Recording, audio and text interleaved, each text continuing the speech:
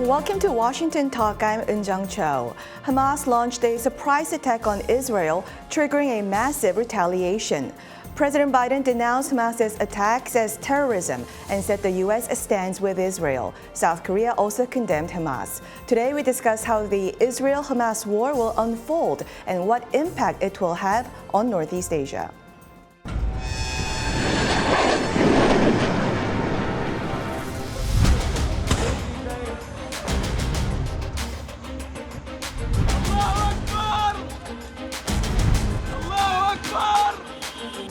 אנחנו בתוך זה משעות הבוקר המוקדמות.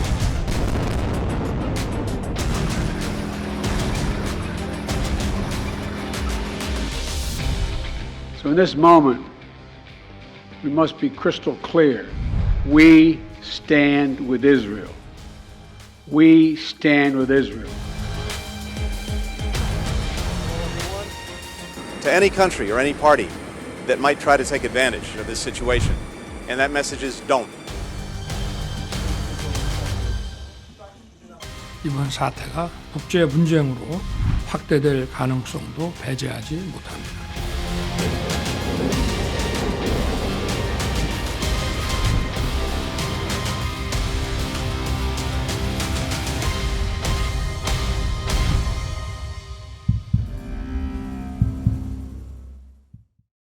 In the studio with me, Ambassador James Jeffrey, chair of the Middle East program at the Wilson Center.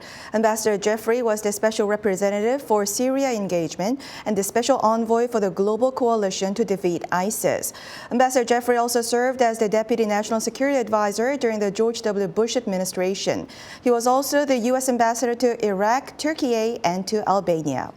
Also joining us, Dr. Kenneth Weinstein, Japan chair at Hudson Institute. Dr. Weinstein previously served as president and CEO of Hudson. He was also the chair of the Broadcasting Board of Governors, the oversight body for U.S. international broadcasting, now known as the U.S. Agency for Global Media. In March 2020, Dr. Weinstein was nominated by President Trump to serve as U.S. ambassador to Japan. Welcome to the program. Thank you. Thank you. Now, Ambassador Jeffrey, Hamas militants staged deadliest attack against Israel in its 75-year history, and Israel also launched a major offensive against Gaza. There are concerns that Lebanon-based Hezbollah may attack Israel. How long will this war last, and how far will this war escalate? We do not know the answers to those questions, but for your view it's very important to understand that this isn't like the last 20 conflicts, many of which I've been involved with in the Middle East. This is an existential threat to Israel, not just the brutal killing of over 1,000 civilians. It was overrunning frontline Israeli army positions. It's the military threat of Hamas, which when you add in the Hezbollah threat from southern Lebanon, the threats from Syria, all orchestrated by Iran, Israel is facing an existential threat to its existence. It will take weeks, possibly months, to clear out Hamas. The goal of the Israeli army officially is to eliminate Hamas as a military force and end its governance of Gaza. That will require a ground attack. You said it's orchestrated by Iran. Iran denies any involvement, and U.S. also says that there is no indication that Iran is involved. But you just said that Iran orchestrated this. Do you think Iran was upset about the possible normalization of ties between Saudi Arabia and Israel? Yes, and Iran has armed, equipped, and importantly trained Hamas to do exactly what it did. How much involvement Iran had in the specific timing, we don't know. What the administration specifically said was senior Iranian officials appear to have been surprised. Well, I'm not surprised that they were surprised because the Iranian officials who would have known about this aren't in the government. They're in what's known as the Iranian Revolutionary Guards, which is a Wagner-like terrorist contract group that operates under the supreme leader. So we need to know what, if any, involvement they had before we can exonerate Iran. The Biden administration is saying that there is no indication of Iranian involvement. Is it trying to limit the scope of the war, or is it because of its relations with Iran? If they have absolute evidence Iran is involved, they will make that clear. But obviously, a big goal of the Biden administration, understandably, is to limit this war. They're doing this both by not trying to provoke other countries, such as Iran, but also with the 2 aircraft carriers to send a message, particularly to Lebanese Hezbollah and to Iran, that, frankly, the United States will fight with Israel if anybody else comes in. Dr. Weinstein, Arab nations, UAE, Bahrain, Morocco, and Sudan normalized ties with Israel. Other than Hezbollah, maybe Iran, would there be any other many Arab nations who would fight against Israel in this war? I don't see it. Hezbollah certainly in Lebanon, which essentially controls so much of Lebanon to begin with and has such a control as well over the government to a significant degree. That's the only place. Other than that, we're going to see, and we already have seen language that will support the Palestinians, but there is no desire to engage any of these countries in any way, shape, or form. They all develop relations with Israel because of their concerns about Iran, and their concerns about Iran, as Ambassador Jeffrey said, are serious. They also view Iran as an existential threat to themselves, and so they're not going to want to get engaged. That doesn't mean that their populations won't to support the Palestinians more than the governments will, but the governments are not going to get involved in any way, shape, or form. Hezbollah is much more stronger militarily than Hamas. If Hezbollah gets involved, then this war would turn into another level. Absolutely. I mean, you would look at a far more challenging situation for Israel, having to defend its southern border, having to defend its northern border, and also the possibility of another intifada inside of Israel, which would be a very challenging security situation, one that really would, at that point, demand significantly more American help. Ambassador Jeffrey, if Saudi Arabia does normalize relations with Israel, how would that change the regional dynamics? And because of this war, is that normalization, which Biden administration pursued, is that now off the table? It's not off the table, it's frozen. And it will be frozen until both the Saudis and the rest of the region can see how bad this gets and how it all ends. Now, if the United States stands by Israel and Israel is militarily successful, after a period of time, you will see a re-engagement with the Abraham Accord states, with those 4 Arab states, and I think the Saudis will be interested as well, because Israel represents normalcy and modernity for these countries' leaderships, their business class, their educated classes, and Hamas represents the horrors of the past. And that's the division in the Middle East right now. Dr. Weinstein, at the Camp David summit, the U.S., South Korea, and Japan pledged to increase security cooperation and to boost up military exercises together. But now that United States see these 2 wars in Ukraine and in Israel, is there a possibility that U.S. commitment at Camp David could weaken? Absolutely not. This is a very trying time around the world, with the war in Ukraine, now the war in Gaza, both places where we see Putin wants to rid the world of independent nation of Ukraine. Hamas certainly wants to rid the world of Israel, rid the world of Jews. And I think we're all too well aware that Xi Jinping has his eyes set on, at some point, trying to take over Taiwan and to rid the world of the Taiwanese people. And so the question then becomes, the U.S., our military alert, our military engagement is higher. Our public opinion also is increasingly engaged in this direction. And so I think we're at a moment where it is critical that we do all we can with our South Korean and our Japanese partners. President Yoon deserves huge credit for having the courage to stand up to South Korean public opinion in particular, to make sure that relations with Japan were improved because of the worsening security situation, the threats posed both by China and North Korea. I agree with Ken. Because the United States defended Korea now almost 75 years ago, Germany took the hard decision to rearm and join NATO because it saw it could rely on the United States. Just as our actions in Ukraine are making China think twice about moving, as Ken said, on Taiwan, the right solution to what's going on in the Middle East will not weaken us in East Asia, it will strengthen us. Dr. Weinstein, to show U.S.'s extended deterrence commitment, United States deployed strategic assets, nuclear submarines to South Korea, but lately United States also sends strategic assets near Israel. So wouldn't the United States doesn't have the capacity to send those assets to near Korean Peninsula anymore? We have other assets that we are happy to send. We're obviously watching the situation on the Korean Peninsula very carefully. We are also working very closely with an extended network of partners and allies who are willing to help. And the importance of deterrence is to show that you are willing to engage. And part of the problem the Biden administration faces was with the disastrous withdrawal from Afghanistan, just as with President Obama's decision not to enforce the red line in Syria in 2013 sent a green light to Vladimir Putin to go into Crimea in 2014. Similarly, this time, the disaster of Afghanistan sent a signal to autocrats around the world that the United States was backing off of its global responsibilities and wasn't going to engage in times of crisis. That was a huge mistake, as Vladimir Putin has since learned. And I think similarly, as Ambassador Jeffrey said, the more we can show, the more we stand behind Israel, the more we stand behind Israel as it triumphs over Hamas, which it certainly will, certainly at a high cost to itself.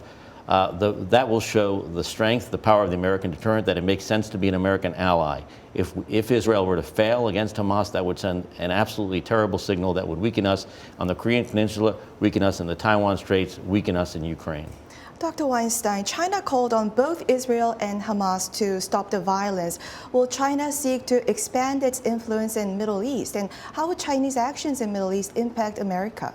Look, China has been trying to extend its role, its presence in the Middle East, first on the economic side through Belt and Road, and then on the diplomatic side. And it played a key role in pushing for diplomatic relations, the restoring of diplomatic relations between Iran and Saudi Arabia. And I think there's nothing China would like to do more than to have the United States fall on its face and then to serve as kind of a bridge between Saudi Arabia and Iran. And we need to do all we can to make sure that Saudi Arabia remains in our camp and also remains one of the key Sunni countries that is de facto in partnership, if not alliance, with Israel against Iran. So the Chinese will try to take advantage of these situations. They have this new economic partnership with Iran, and what's been surprising is the growing tilt away from Israel that we've seen from China in the last few years. Part of this is Israel understanding that it could not deepen its economic partnerships with China, given the high-tech challenge that the Chinese espionage state plays, and the attempt by the Chinese Belt and Road program to attempt to gain control of civilian ports around the world that could possibly be used at some point for military purposes. And the U.S. government under the Trump administration and under the Biden administration has been very blunt to Israel, and Israel has gotten the message. And now China is trying to seek payback somehow. Ambassador Jeffrey, Russia walked a fine line, stopping short of condemning Hamas. Now, Russia is aligned with Iran, which is Hamas's ally, and also keeps close relations with Israel as well. What is Russia's stance on this war? Russia, in the end, is a destabilizing power and wants to see the United States and its allies weakened in the Middle East. That's one of the major reasons it's in Syria. It has to coordinate on Syria with Israel because both countries are doing military operations there, and they deconflict pretty well. But there's, despite ethnic ties with many of the Russian Jews who went to Israel, there's not at this point a whole lot of love. Israel has, as we say, enough fish to fry. It doesn't want trouble with Russia, but Israel doesn't expect help from Russia, and frankly, neither do we. This problem right now will not be solved diplomatically. Ambassador Jeffrey, North Korea and the Palestine Liberation Organization and Hamas have long had close relations. Now, do both sides benefit from this relationship? And you've been in the Middle East for a long time as an ambassador to many Arab nations. Did you see some Arab nations have a sense of solidarity with North Korea there?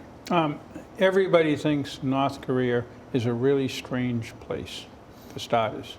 Everybody is very concerned about North Korea's playing with the nuclear card. That includes countries that may see North Korea as a potential ally because in the Middle East, the first rule is the enemy of my enemy is my friend. The United States and Israel are enemies of certain countries, such as Syria, such as Iran. So therefore, and Hamas and Hezbollah, so they tend to move towards North Korea. There are arms exchanges. We talked before about the nuclear site in Syria, missile technology in Iran, and so forth. So it is mutually beneficial as a club of rogue states. Then what is your reaction that North Korean high explosive fragmentation rocket was found in one of Hamas militants in the video? This is not surprising. Again, Hamas is supplied by Lebanese Hezbollah, by Iran. They in turn have supply sources that trace back to both China and Russia, as well as the Soviet Union before. So this kind of weapon pops up everywhere. Mm-hmm. So Dr. Weinstein, if North Korea continues to deepen its relations with Hamas, supplying Hamas maybe with weapons, how would that impact United States and South Korea's security? Deepening the relationship with Hamas, it really depends on the outcome of Israel's likely intervention in the next few days, because Hamas may be seriously taken apart. That's to say, we are a month from now, 2 months from now, 3 months from now, very few of the members of the leadership of Hamas who are not already hiding in Qatar or elsewhere are likely to be alive. I think we're likely to see all sorts of weapons, tunnels, caches destroyed. And so it is not a winning bet for North Korea to align itself deeply with Hamas. Obviously, if the war were to have an outcome that no one expects with a Hamas victory, which the relation between Hamas and North Korea would not be the first agenda item for the United States. I don't think it would be the first agenda item for South Korea either, because we would be entering a point of massive global instability and unlikely possible popular revolts in the rest of the Arab world. That is a very unlikely scenario, though. So I think North Korea will have picked a losing horse at the end of the day, and I think we need to watch the relationship. I don't think it's one over the long term that we really need to watch all that closely.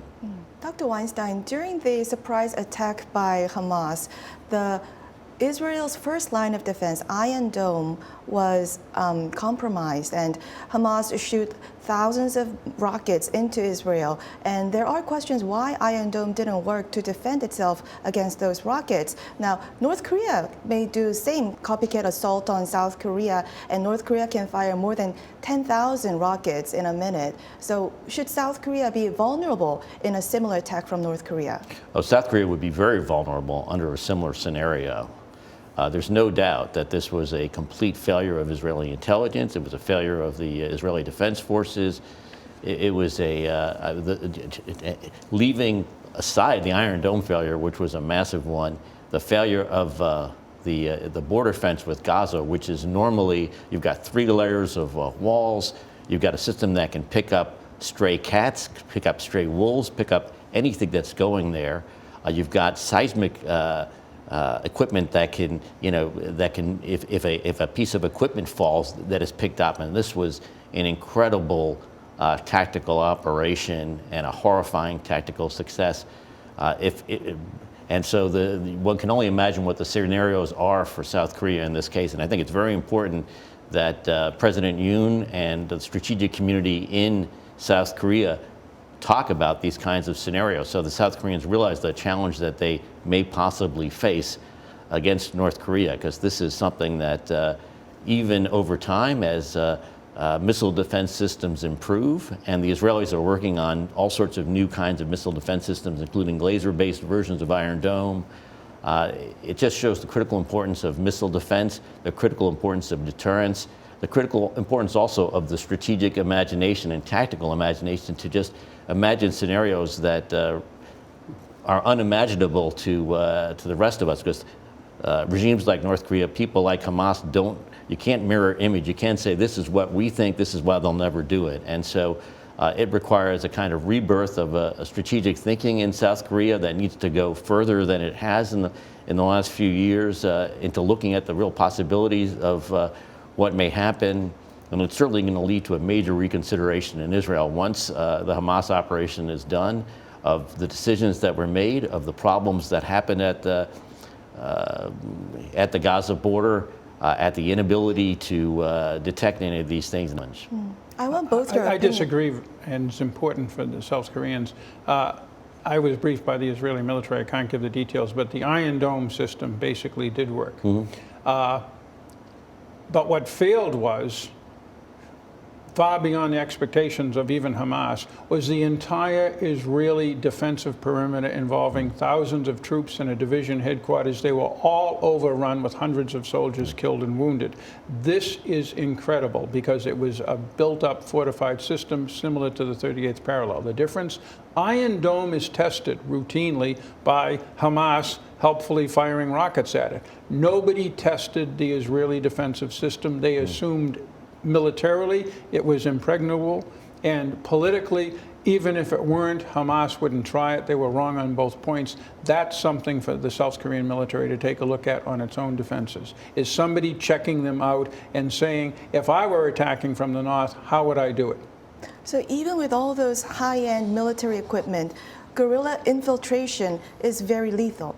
As we have seen in Vietnam, as we have seen in Iraq, the reason is these are very smart, highly motivated people who have all the time in the world to figure out what you do, what your vulnerabilities are, and how they will attack. And then they have the benefit of surprise and rapidity. The other thing is where the rocket barrage might have worked is it didn't do much damage, but it distracted everybody's attention. Everybody, including the army units, all went into their little bunkers rather than watch their screen. Both intelligence dramatically, as well as political analysis. Hamas wants to take care of the economic situation of the people of Gaza, and we're helping them, so therefore they won't attack us. But the third thing is the military did not look at how you deal with multiple attacks across the domain at the same time. And that's something, again, we have to look at, Korea has to look at. I want both your opinion on this. Dr. Weinstein, in the 1990s and 2000s, a central premise of American war strategy was to prepare to fight two wars at the same time. Since a decade ago, there is a higher probability that U.S. may face multiple fronts. Now that there are ongoing two wars in Gaza and in Ukraine, if there's another war on the Korean Peninsula, can the United States win three wars? It's going to be a major challenge. We have let our defense industrial base wither to a degree we shouldn't have. We have, and even the Biden administration's so-called defense spending increases are actually cutbacks once you counter in inflation. And so we need to get much more serious about deterrence. We need to get much more serious about defense spending. We need to get much more serious about the ability to engage in multiple places around the world simultaneously. We have certainly, by encouraging the Japanese, encouraging South Korea to spend more on your own defenses, to do more, that's important, and that will help relieve the burden to some degree on us, as will the AUKUS agreement when it eventually comes into play. And I agree with Dr. Weinstein. We need to do a lot more on defense spending. I'm a bit more optimistic on our ability to handle multiple conflicts because you can handle them in different ways. And the delta, the difference is our allies and partners. Right now, Ukraine is tying down the bulk of the Russian military. Right now, the South Korean armed forces are tying down the North Korean army. We will provide reinforcements and we would provide certain capabilities that South Korea can't, but South Korea has a very powerful military force. Likewise, if you add the U.S. Navy in the Pacific and the Japanese and several other smaller ones, and you come close to the force structure that China has. In the Middle East, in terms of what we need to deter Hezbollah, it is high-end stuff of which we have a fair amount. We are not going to be committing hundreds of thousands of ground troops anymore to the Middle East, and that was the biggest drain on our entire military. But again, as Ken said, we need to put more money now into our military. Well, that's all the time we have for this week. Dr. Weinstein, Ambassador Jeffrey, thank you very much for joining us. Thank you. And thank you for watching. We'll be back here next week with U.S. experts to discuss the two Koreas and the region right here from Washington.